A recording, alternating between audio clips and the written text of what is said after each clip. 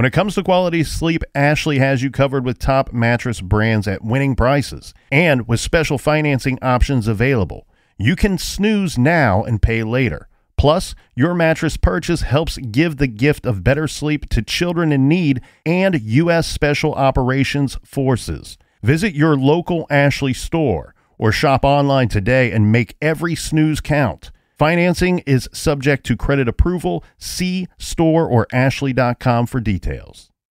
Rosetta Stone is the language learning program with a lasting impact. I've been using their app to learn French, and it's not just about memorizing words, but actually having real conversations. And it's not just French. They offer 25 languages. Right now, Rosetta Stone has an awesome holiday deal, 50% off their lifetime membership. Every language, unlimited access forever. For anyone keen on diving deep into a new language, check out rosettastone.com. It's a game changer.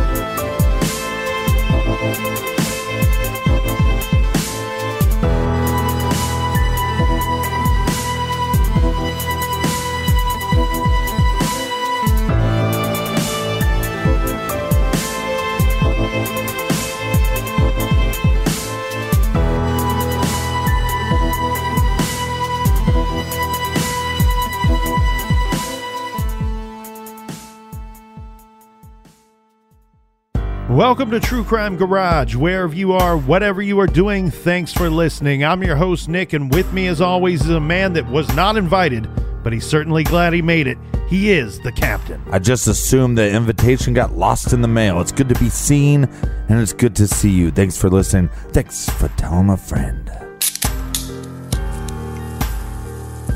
Well, I too, Captain. I'm glad that you made it, because today we are drinking Dimwit by the River City Brewing Company, garage grade 3.5 bottle caps out of 5.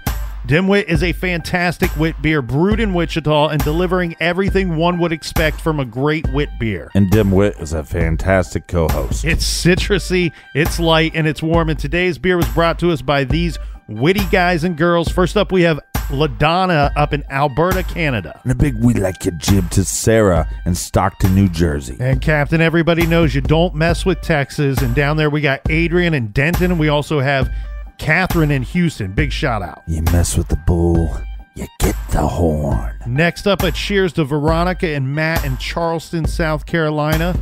Also, a cheers to Carrie listening in the farmlands in Ledger, Montana. And last but not least, we have Brenda in Bloomington, Illinois. So thanks to everybody for your continued support. To get involved, go to truecrimegarage.com. Check out our blog. Check out our store page. Also, True Crime Garage is awesome on Instagram and Untapped. And if you're in or around Columbus, Ohio, this Thursday, May 10th, we're going to be doing a live event through Columbus Podcast Festival. For more information or tickets, check out columbuspodcastfestival.com. I will see you there, Captain. Everybody gather around, grab a chair, grab some beers. Let's talk some true crime.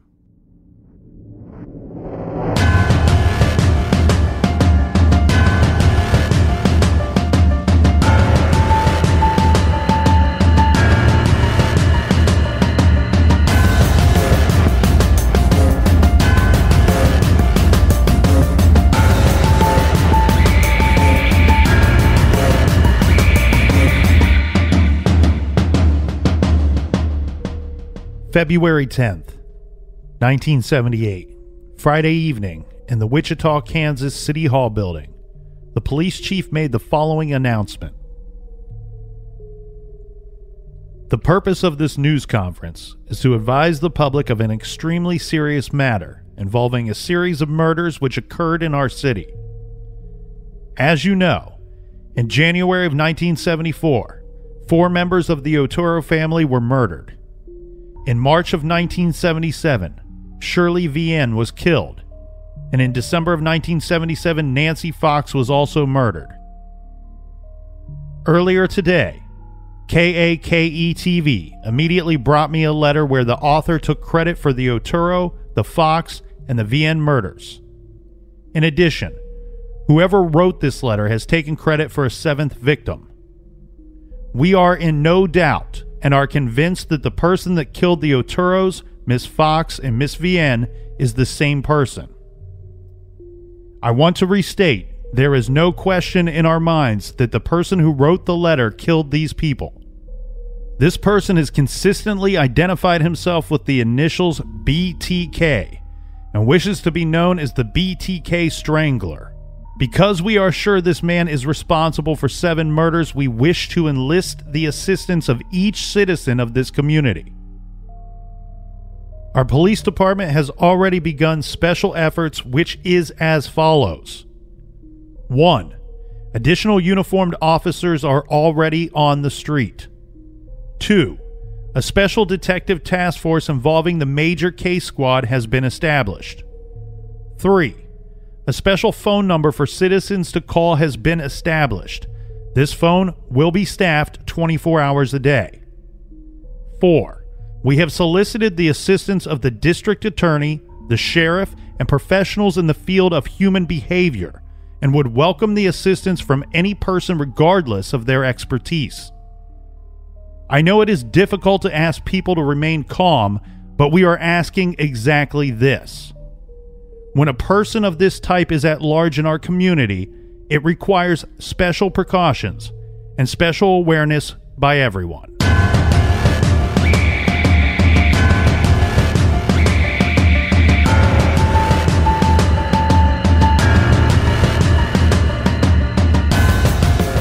When we left off last week, we finished the week by announcing that the BTK killer had named himself, had sent a letter to KAKE-TV, and immediately that letter was sent to the police department. That same evening, they held the press conference where we just discussed that announcement that they made. Now, as you can imagine, the police announcing to the public and to the local media that a predatory sexual killer is on the loose sent a wave of widespread panic, shock, and fear across the community. The announcement quickly became national news. With the public aware that BTK was hunting people in Wichita, many rumors were swirling about who the killer was and how and why he chose certain victims. One thing that was also mentioned during the public announcement was that the killer had cut the phone line to the houses before he entered the home to attack and kill the occupants. This information inspired a safety precaution that became a ritualistic habit of nearly all the citizens of the greater Wichita area, especially something practiced by single women that lived alone. Because the phone line was cut, people would, upon arriving back at their homes, they would run to the phone in the house and pick up the receiver and listen for a dial tone. Mm-hmm. A lot of people would call their home from another location before returning home to make sure that the phone would ring. Other precautions were taken by citizens as well. This included the increased sales of peepholes, deadbolts, other additional door locks, and of course guns and dogs were in high demand. But a pattern that we would see time and time again after this communication, BTK went dark, and it was 14 months later when we have another incident. Yeah, this is going to be around 10 p.m. on April 29th, 1979. This is when Dennis Rader shattered the basement window of a 61-year-old woman who lived alone. Now, she lived just 1 mile from one of his previous victims, Nancy Fox. Mm-hmm. He climbed into the home, and his victim, she was not home at this time. He would wait for her to return. There was a guest bed down in the basement. Beside it, he decided to lay out some ropes and a broom handle. Then the woman returned to her house. She had spent the night out with several friends. The friends had drove her home. She got out of the car and she approached the front door. Reaching into her purse, she pulled out the keys to her house. She turned and smiled and waved at her friends. She looked down to make sure that she had the right key, and then she heard her friends shout from the car, "Anna, wait, why don't you come over to our house for a cup of coffee?" Anna turned from the door, put her keys back in her purse, and walked back to the car, got in, and they drove away. Mm-hmm. Inside the house, BTK grew angry as he waited and waited for her to return. Eventually, he ends up leaving the house. When Anna did return home, she found the broken window, the ropes, and the broom handle. She picked up the phone to call the police and report a break-in, but the phone line was dead and there was no dial tone. Right. She ran to her neighbor's home and called the police from there. When police arrived, they had found that the phone line had been cut, and they also discovered that some jewelry and several articles of clothing, along with $35 in cash, were missing from the home. Initially, this incident was not linked to BTK, but that changed when on June 15th, an envelope addressed with block letters arrived at Anna's home. Inside was an article of clothing and jewelry that had been stolen from Anna's home. These items were accompanied by a letter and a drawing. Now, the drawing was of a bound and nude woman. The letter was a poem, and it was titled, "Oh, Anna, why didn't you appear?" And it read, "'Twas perfect plan of deviant pleasure, so bold on that spring night, my inner felling hot with propension of new awakening season. Worn, wet with inner fear and rapture, my pleasure of entanglement, like new vines at night. Oh, Anna, why didn't you appear? Drop of fear fresh spring rain rolled down from your nakedness to scent to lofty fever that burns within. In that small world of longing, fear, rapture, and desperation, the game we play fall on devil ears. Fantasy spring forth mounts to storm fury, then winter clam at end. Oh, Anna, why didn't you appear? Alone now in another time span, I lay with sweet enraptured garments across most private thought. Bed of spring moist grass, clean before the sun, enslaved with control, warm wind scenting the air, sunlight sparkle, tears in eyes so deep and clear. Alone again I trod in past memory of mirrors, and ponder why for number 8 was not. Oh, Anna, why didn't you appear? 2 days later, the newspapers are going to report that BTK Strangler tried to get his 8th victim, but he failed when she didn't return home. So the would-be victim was Anna Williams. Now, she actually moved out of town shortly after the incident because even though the police didn't connect the break-in with the actions of BTK until the letter was received, Anna's instincts told her that it was the serial killer, and she feared that he would return to claim her at another time.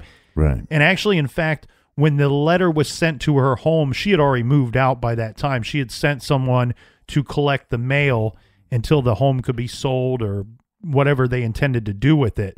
So the letter was actually received by somebody else.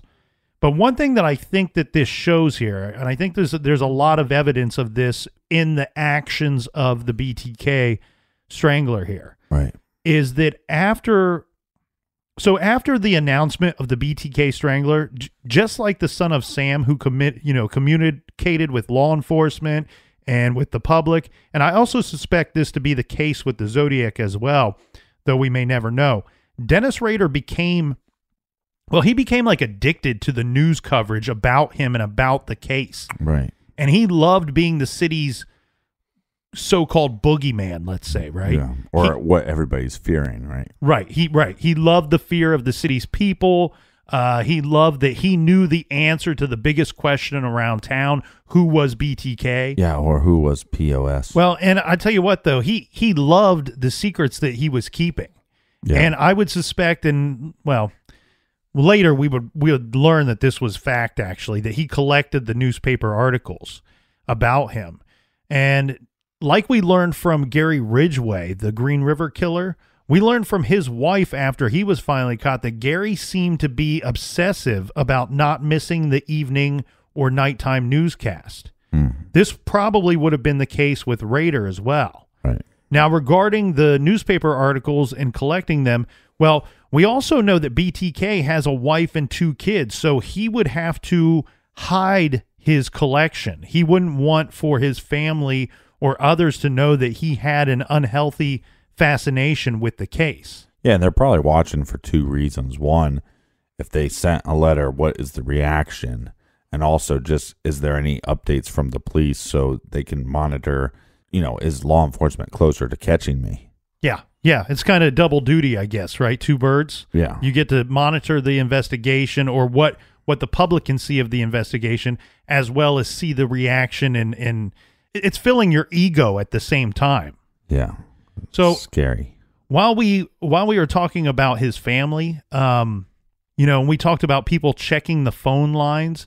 One thing that I found very interesting about this case was his wife, Dennis Rader's wife, was afraid of the BTK. Really? To the point she was one of the people that would check the phone line in her house. And she was vocal to friends and family about being afraid of the BTK strangler. Well, and Dennis probably got off on that. Well, he may have, but I know there was one time that he did not like it at all, because remember last week we spoke about the phone call when Dennis Rader made that very short phone call announcing a homicide to the dispatcher. And of course they show up to the address that he gives, and sure enough, there's a victim there. Well, remember they played that on the newscast. They played that, as bad as that audio was, they played that on the newscast, hoping somebody would recognize the voice. The strange thing here, though, is the two of them, Mr. and Mrs. Rader, were watching the news together that night, and after they played it multiple times, she looked over at him and almost kind of like jokingly, very casually says to him, "That sounds like you," or "BTK talks like you do." And, let's reenact that. Okay. So I'll be Dennis Rader. Okay. And then you be his wife. Okay. They just played my voice. Go ahead. "That sounds like you." Honey, a lot of people sound like me. It couldn't be me.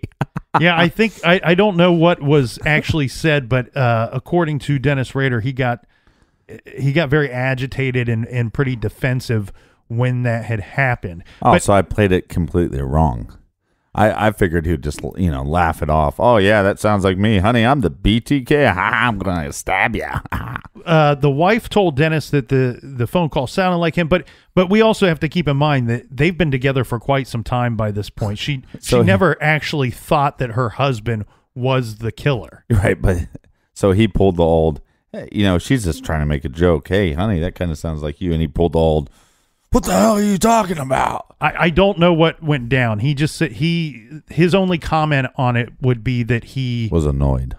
No, he wasn't annoyed. He was scared when she said that to him, that he was scared. So now, but I just point out here that this letter that we just discussed, or this communication, I believe is proof of his addiction to his notoriety, of his BTK persona, because when the cops in the local media failed to connect this break-in to BTK, it's about 15 months later, and he wants to let the public know that he is still around. Mm-hmm. So, be afraid, because I'm still out here. I haven't left. I'm still hunting people. We've spoke quite a bit about Dennis Rader's personal life. So he is this man living in Park City who had terrorized Wichita, killing 7 people, announcing to the public his name and presence, sending taunting letters and threatening everyone to kill more people. But he's a guy living this quiet and pretty reserved life in Park City, living in a modest home with his wife, son, and daughter, and working for the ADT company, rising through the ranks over the years. Yeah. He is not killing during this time, but he has trophies. He has trophies from his kills, and unbeknownst to those close to him and to those living with him, he is constantly fantasizing and reliving his sick, murderous fantasies behind closed doors in his home. Rader also did what he called self-bondage. And he did this in wooded areas. He did this at his home, and he also did this. This is uncomfortable. This whole conversation is uncomfortable. But he also did this in his parents' basement. Was like one of his favorite places to go about this self-bondage thing that he liked to do. And what he would do is, I guess his parents, they lived not terribly far from where he was living, and they traveled a decent amount, several times a year. And I think he would go check on their house, maybe collect the mail, things like that. Right. His parents' basement was a place that was one of his favorite spots for what he called self-bondage. And this is where he would take these long, drawn-out sessions of himself, where he would be, he would wear mask, women's clothing. He was hanging himself, tying himself up, using handcuffs on himself, and he would also take pictures of himself when he was doing this self-bondage, let's say, hobby of his. Yeah. And I believe that a fetish. Well, yeah.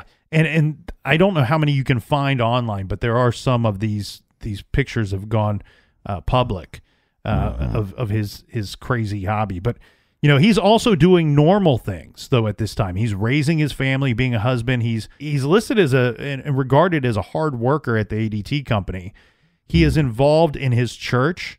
By the early 80s, Dennis's son Brian is in grade school and he joins the Cub Scouts. Now, Rader was in the Cub Scouts and Boy Scouts when he was a kid and teenager, so this is something that he enjoyed himself, but he also passed it on to his son. And Dennis was involved. He was a volunteer there. He helped out quite a bit with the Boy Scouts and with his son's Cub Scouts. And I have seen several websites that state that Dennis was a very officially appointed Boy Scout leader. I think this is just more folklore. I think he just helped out there, but he was involved. But for Dennis Rader, for BTK, the Boy Scouts would later become an important thing to his crimes and to his murders. Now, we had recently mentioned pictures, taking the Polaroids of himself.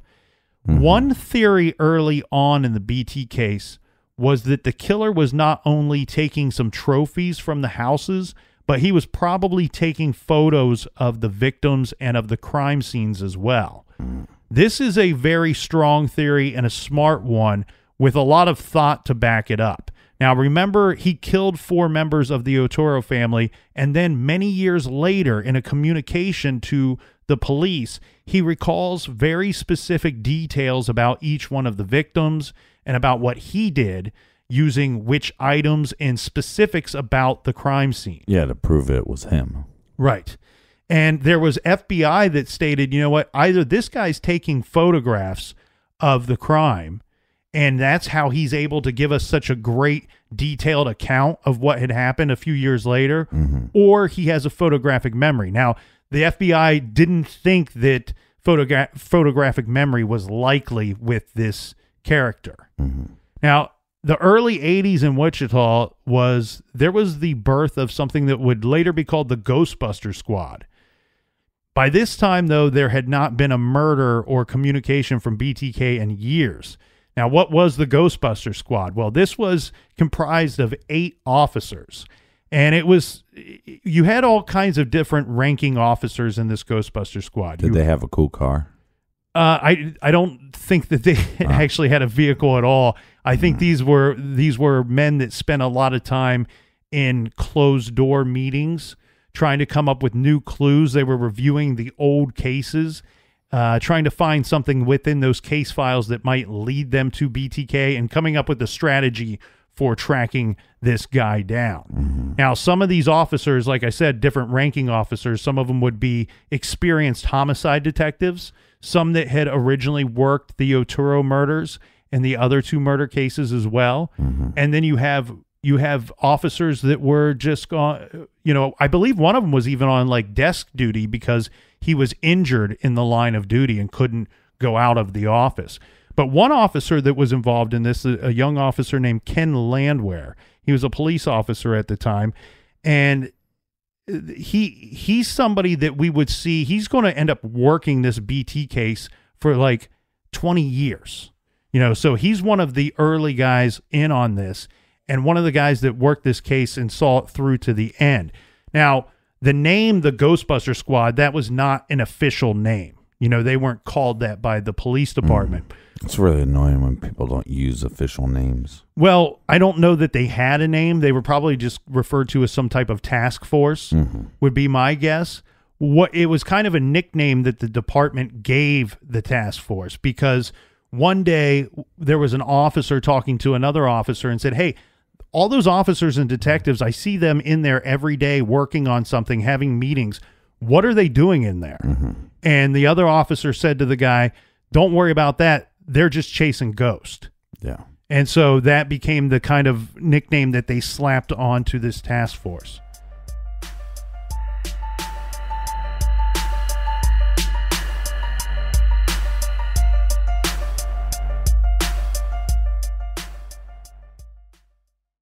This show is sponsored by BetterHelp. Do you look forward to the holidays? Maybe you struggle with seasonal blues. This time of year can be a lot. and it's natural to feel some sadness or even anxiety about it. But adding something new and positive to your life can counteract some of those feelings. Therapy can be a bright spot, something to look forward to make you feel grounded, and to give you the tools to manage everything going on. If you're thinking of starting therapy, give BetterHelp a try. It's entirely online, designed to be convenient, flexible, and suited to your schedule. Just fill out a brief questionnaire to get matched with a licensed therapist and switch therapists at any time for no additional charge. Find your bright spot this season with BetterHelp. Visit BetterHelp.com/garage today to get 10% off your first month. That's BetterHelp, HELP.com/garage. Dreaming of overseas adventures or connecting more deeply with family from afar? Rosetta Stone bridges the language gap. I've tried others, but Rosetta Stone's immersive lessons and voice feedback technology are game changers. Dive into 25 languages by learning intuitively, just like when you were a kid. And here's the holiday sparkle. Grab a lifetime membership now and save 50%. Gift yourself the world. Head to rosettastone.com now and save 50%. Major phone carriers make you sign contracts with rigid data plans to trap you into a kind of forced phonogamy. Sounds pretty insecure if you ask me. At Consumer Cellular, we believe in a more consensual and healthy form of phonogamy, free of contracts and more flexible to your data needs. This way, you stick around not because we force you to with contracts and fees, but because you love our phone plans. Like ardently love our phone plans. Phonogamously. Consumer Cellular. When freedom calls, we're here to answer. Call us at 1-888-FREEDOM.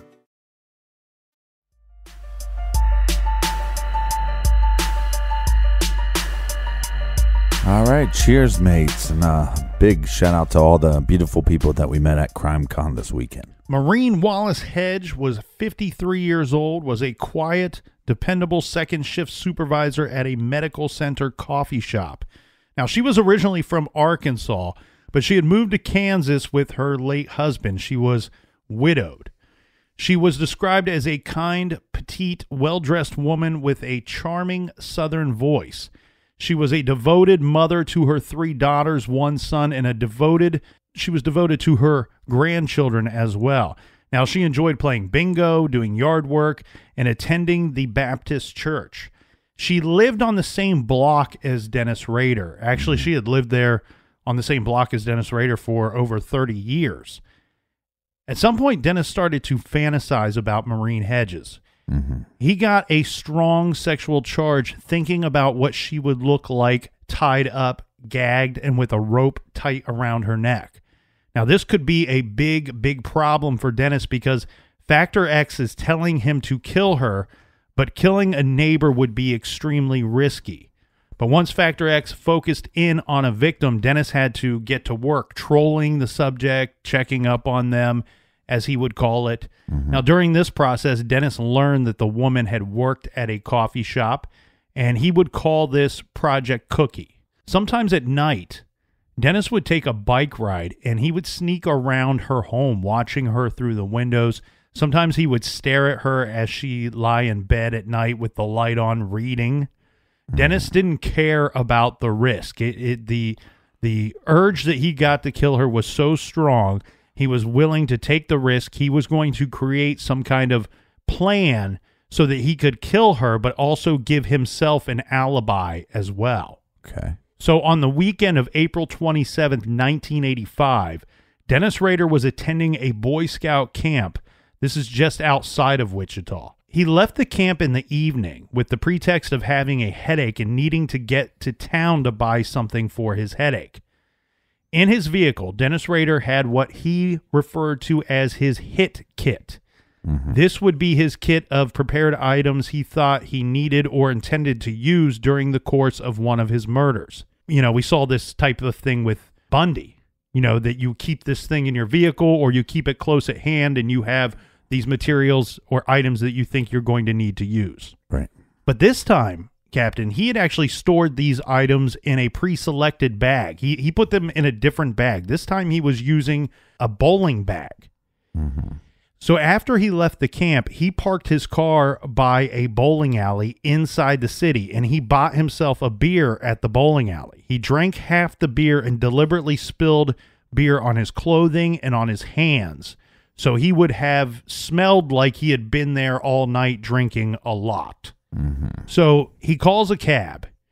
And when the cab gets there, he pretends to be drunk, and he tells the driver that he's far too drunk to drive home and he needed a ride. But Dennis instructed the driver to take him home, but he didn't give the driver an actual address. He told the driver to take him to a park in Park City so that he could walk it off before going home, saying he wanted to get some fresh air, was too drunk to see his wife, whatever. Right. So this park, it was near the backyard of Hedges' property. Rader shows up. He makes the walk to her property, and he's actually disappointed to see Marine's car in the carport. So he assumed when he saw the vehicle that she was at home. He didn't want her to be home when he arrived at the house. He cuts the phone line, and he quietly pried open a rear door using a screwdriver. And it turned out that no one was home, to his surprise. Even though that car was there, nobody was in the house. But soon a car pulled up, and Rader decided to hide in a bedroom closet. Now, Marine Hedge and a friend, this was Gerald Porter, entered the home. They stayed there talking for approximately 2 hours. The whole time, Dennis Rader is hiding in this closet, listening to the two of them talk, waiting for the man to leave. Well, Gerald left the house that night around 1 a.m. Now, Rader waited until Marine went to bed and, till he thought that she had fallen asleep. At that time, he crept out of the closet. He turns on the bathroom light so he can see what he's doing, and then he pounces on Marine, who's still in the bed. He manually is choking this woman. Now, I said she's a petite woman. This woman weighed less than 100 pounds. So Dennis Rader would seem like a giant on top of her. He ends up killing her when he's choking her. He was really just trying to get control of her and get control of the situation, but because he was so much larger than her, his hands strong, he ended up strangling her to death. Now, this fantasy-driven outing was far from over, though. There was other stuff that he wanted to do. Looks like he's going to have to make up for it now that he accidentally killed her too fast for his liking. So he decided to rummage through the house looking for trophies that he could keep, and he decided to take her purse and everything in it. He was going to do something he had not done before. He was going to remove the victim's body from the house and dump her somewhere else. He didn't want this to look like a BTK killing. Remember, this is way too close to his home. Right. So he dragged the body with the bedding to her car and put her in the trunk of her own car. Then Dennis Rader drove directly to his church so he was so trusted at his church that he had keys to the building. He could get into the building anytime he wanted to. So he dragged the body underneath some trees. Well, I mean, let's be real. He could get into it whether he had keys or not. Yeah, I guess that's true. He could break into the place. He dragged the body underneath some trees, and he entered the building down and went down to the basement. And then he taped black plastic over the basement window so no one could see inside. He had actually stashed the plastic there a few days, maybe a week before, knowing that this was his intention, knowing that he was going to need it. He then dragged the body down to the basement, and he photographed it in various poses. When BTK is done living out these fantasies, he's going to return his victim to her trunk, and he's going to then take off. Yeah, he's going to be looking for a place to ditch this body. So he's looking for a dumping ground, and he finds a place that he likes. This is in a ditch along a dirt road several miles outside of Park City. When he gets there, he takes her out of the trunk, he places her on the ground, and then he covers her with leaves and branches. Now, he also left a knotted pair of pantyhose near the body. Then Dennis Rader dropped her car off about 6 miles away at a shopping center parking lot. He left the car there after wiping it down for fingerprints.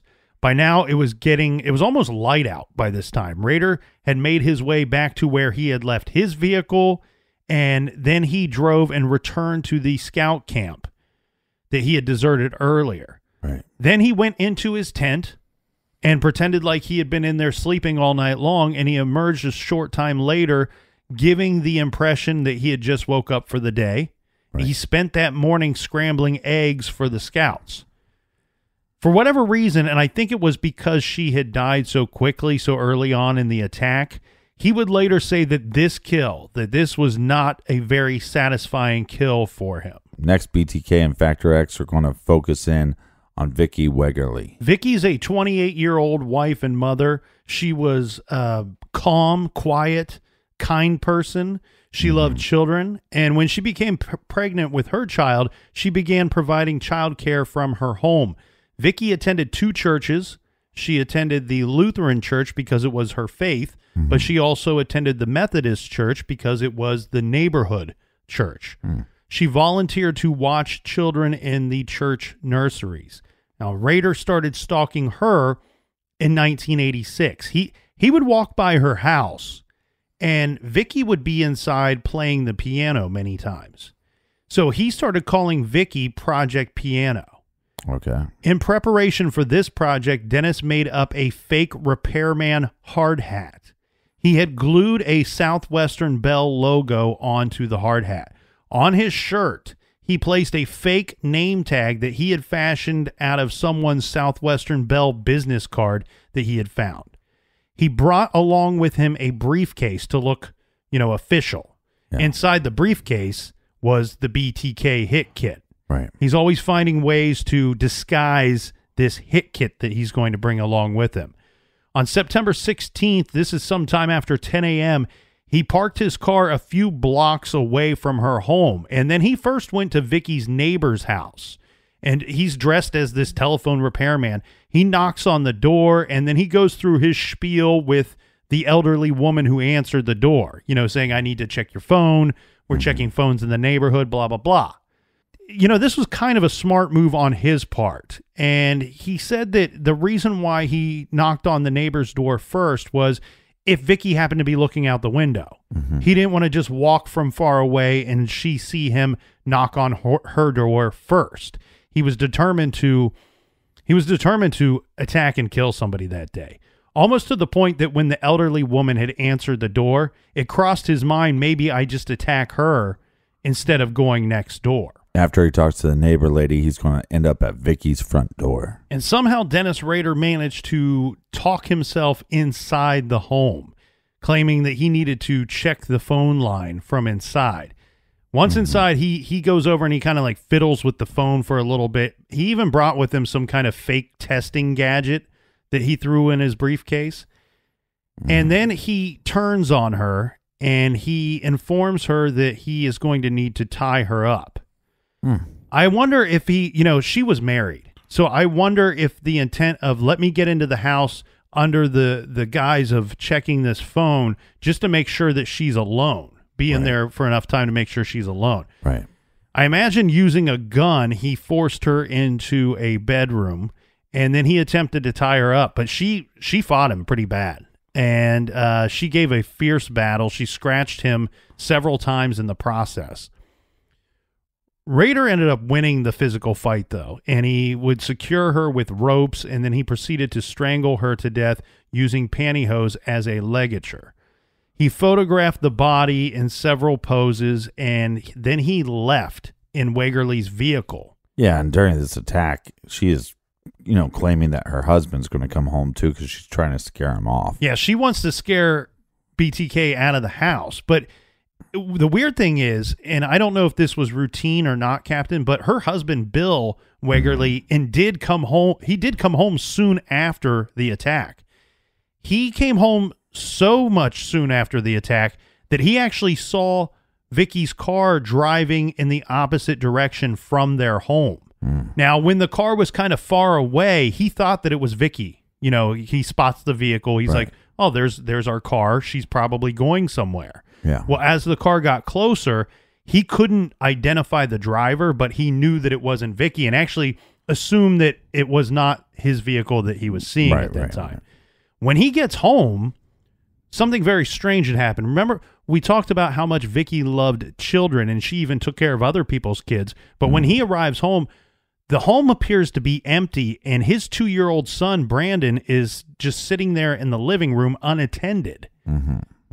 Bill walked the home, and he couldn't find Vicky. Well, he's there for quite some time. I think he even made his lunch. He had returned home for lunch that day. And he comes home and he starts to prepare his lunch. He's getting angry at his wife because why in the hell is his son there, this little 2-year-old boy, unattended in the home? And furthermore, where does she go?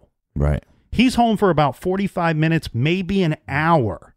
And he's kind of, at first probably just walking around kind of nonchalant. But as the time goes on, he's getting angrier and he's starting to look around this house. Eventually, he discovers her lifeless body was placed between the bed and the wall. There's, how sometimes people put their bed near the wall and there's only a small space there. Her body was either pushed down in there or had fallen down in there, and he didn't see her.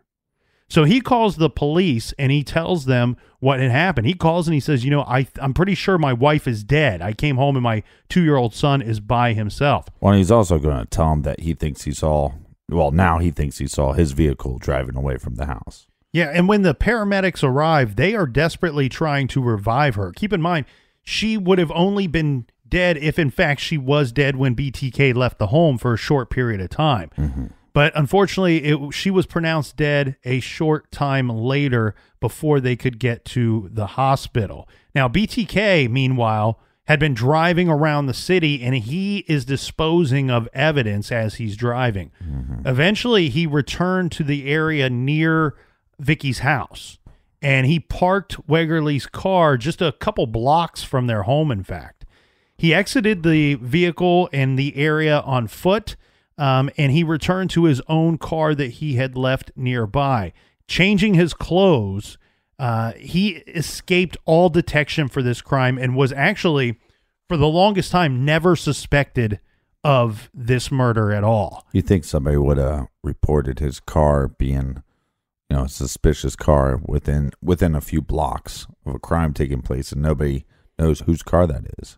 Correct. Yes. But one thing that might help him with this is that this is an attack during the middle of the day in a neighborhood. There's a good chance, a lot of people off at work, people are less likely to see some things. Right. This story right here, all of these stories are extremely tragic. This one has a little more added tragedy to it, because not only is a young mother killed here and a young wife killed here, but this is a real tough one because a lot of the police and detectives thought for sure that the husband actually had killed his wife. He's the one that finds her dead. They couldn't believe the son was there. Right. They could not believe that he was home for 45 minutes to maybe an hour before discovering her body. And so, yeah, that sounds a little fishy. Exactly. So you can see that side of the fence. Now, on the other side of the fence, we have other detectives that had issue with this thought. And one reason was the knots that were found at the scene. Some of them thought they resembled some knots that they had seen at BTK crime scenes. And now, number two, they thought that, this would take some time in their investigation, but once they found the vehicle, and I know that it wasn't terribly far from her home, but the problem they had with that was, while logistically it was possible for this man to move her vehicle a few blocks from the home and return, nobody had seen him. Just like you said about BTK's suspicious car, nobody saw that either, I guess. But the thought was they thought somebody would have seen him walking back to his home. They couldn't find anybody that had said that. And then three, and this is probably the most important, was the little boy. Like you said, their son is still at home. Well, when police talk to the little boy, mind you, he's only 2, so he's limited on words and stuff like that. Yeah, but the nightmares that kid is going to have. Well, the only thing that he was able to tell the investigators was a single sentence that was, "Man hurt mommy. Man hurt mommy." Well, a lot of the detectives found it strange that the boy would say "man hurt mommy." That if he had seen his father kill his mother, mommy. He would say daddy or whatever he called him. Now, January 31st, 1987, upon returning home to Wichita, Kansas, after visiting family for a few days, Mary Fager was understandably shocked to discover her husband, Melvin, dead on the floor. This is directly in front of the door to their home. Her husband had been shot twice in the back. Now, their two daughters, this is Sherry, she's 9 years old, and Kelly, who's 16 years old, they were found in the basement. They had been left in a covered hot tub with the water running. I think it was at like 90 degrees in this hot tub. Sherry had been bound with electrical tape and placed in the water after having been strangled. Kelly had been drowned. Now, there were no signs of forced entry to the home, implying that maybe the killer was known to the family or at least good enough to talk his way or their way into the house. The husband and father, like I said, was found by the front door still wearing his coat. So there was one police theory about this crime, is that the man may have been shot upon entering into the home, that he had unknowingly returned home during some portion of a crime being committed and startled the killer or killers. One big clue in this case was the family car was missing. Now, along with a local handyman, there was a guy by the name of William Butterworth who had been employed by the family for some work around the house. I like their syrup. It was initially feared by the investigators that Butterworth was either another victim, or he had, possibly been taken by force, or that perhaps he was party to whatever had happened in the house. Now, his own van was found several days later. This was just blocks away from the house. A search of the van came up empty. They found no evidence in this van whatsoever. On January 3rd, 1988, so almost a year later, Butterworth is arrested in Florida. He had called his wife, and a family member reported this to the police. And in fact, he was still on the phone when he was arrested. They had been looking for this guy ever since this murder went down. They find him in Florida because he decides to call his wife. Now, when he's arrested, the car keys, the keys to the Fager family vehicle, they were found in his pocket, and the stolen car was found nearby. He was unarmed, and he did not resist when he was arrested. Now, while being questioned by the police, he told the officers that he had entered the home, discovered the body of Melvin, that's the father, heard some noises in the house, got scared, and ran away. He had no obvious reason to flee to Florida. The police couldn't figure out, look, if you're not guilty, why did you flee the area? He didn't have a police record. He was not a match for there was semen found in the hot tub. He was not a match for that semen. He was also not a match for strange fingerprints that were found inside the home. He was described as a guy who would always go out of his way to do a favor for someone. Nice guy. He had 3 children, a 3-year-old, a 6-month-old twins, And he had been having some financial issues at the time, just weeks before these murders. Under questioning, he's questioned multiple times, Captain. He did not change his story. His story did not change. He stuck to it. He said that he entered the house, saw the body, heard something, ran away. He also said that being terrified in this situation, he thought he was going to die. Yeah. And being terrified in this situation, he didn't recall what he was doing or his whereabouts for several days after that went down. He said when he came to, it was like 4 or 5 days later, and he was in Florida, and he was afraid to return. Right. So Butterworth's defense attorney, he's going to be charged with this. However, his defense attorney has him undergo 20 hypnosis sessions over the course of 4 months. They're trying to get a full story or to see if possibly he's lying. Right. Under hypnosis, Butterworth gave a similar but much more detailed story of what had happened that day. He said that he had been building the family a sunroom, which was true. He took a break for lunch.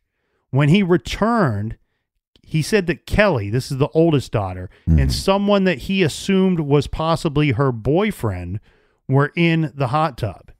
He did not see anyone in the sunroom, but he said that he heard movement, or saw some type of movement. So he decided that he was going to leave the home and he would come back later. Keep in mind, he assumes that he saw the oldest daughter with probably her boyfriend. Maybe he felt awkward at walking in on this situation, decides to leave. Happens. So during this time, he goes out and he goes shopping because he's just trying to kill some time. While he's out, he bumps into a retired police captain. This is William Dotz. Now later, William Dotz would verify having seen and spoke with Butterworth that day at that approximate time. Dotz went on to say that Butterworth did not seem to be shaken or to be nervous or acting strange when he met with him that day. Then Butterworth returned to the house at approximately 4:30.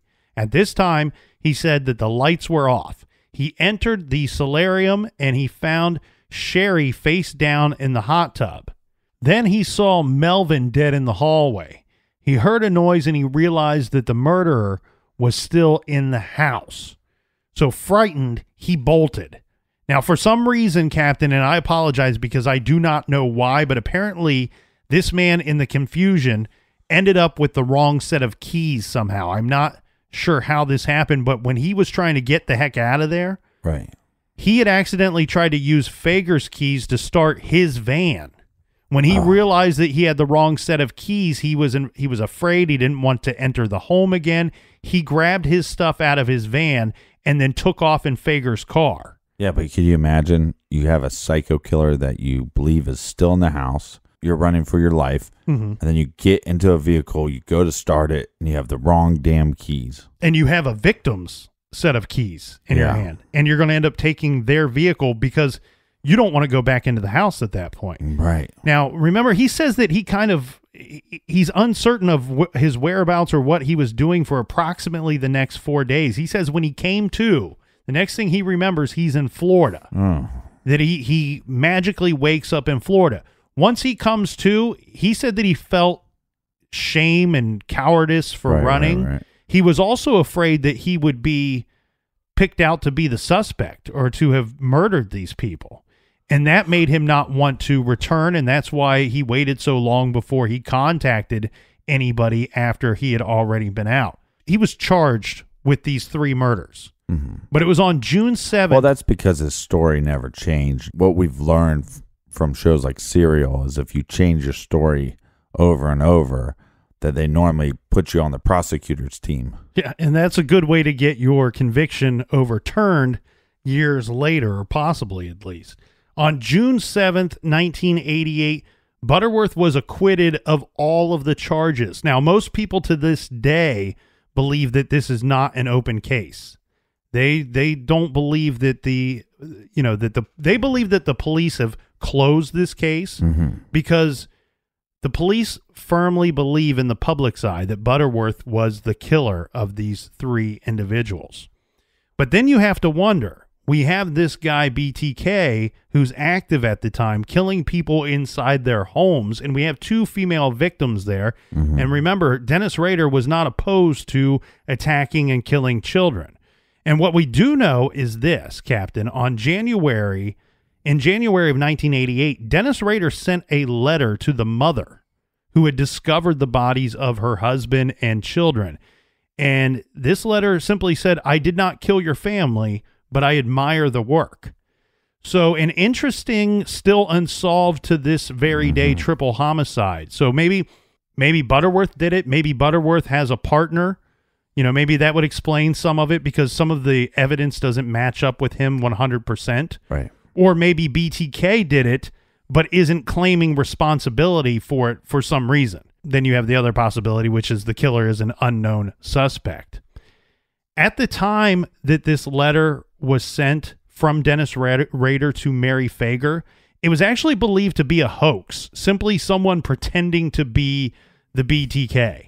But after his arrest, it was confirmed that the letter was, in fact, from Dennis Rader because, like most of his communications, Rader would make a photocopy of his letters, and to further elude detection, Dennis Rader would mail the photocopy, not the original, to either the police or to the media. Right. After his arrest, police found the original amongst Rader's BTK memorabilia.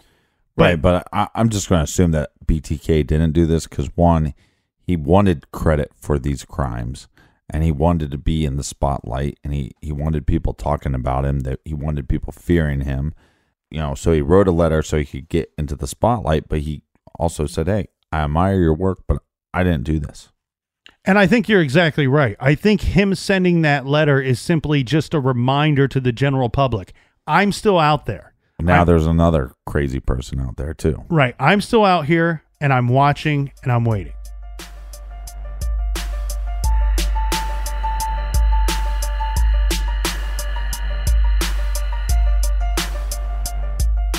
Thanks for listening, and stick around for the finale of BTK tomorrow. Until then, be good, be kind, and don't litter.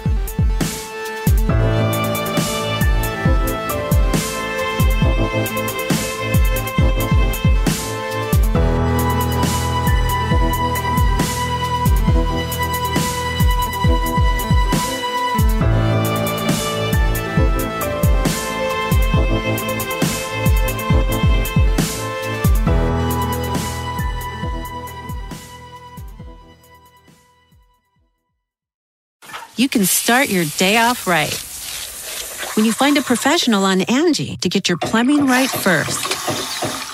Connect with skilled professionals to get all your home projects done well. Visit Angie.com. You can do this when you Angie that.